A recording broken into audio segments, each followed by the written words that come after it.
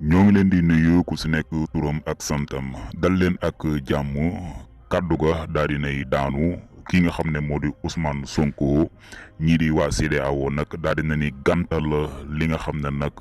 moom la ay avocat am bëggoon gannaaw ba nga xamee ne nag ñii di waa Sénégal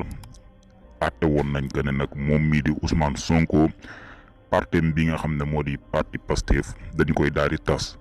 gannaaw ba ñu ko tasee avocat Ousmane Sonko yi nag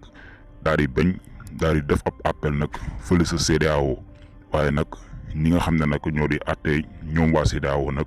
juge bi dafa daal di wax que ne nag loolu Sénégal def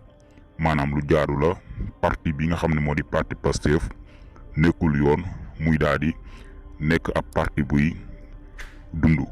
kon daal dañ koy rey mu daal di dee ba tax nag ñoom waa CEDEAO daal di dëggal.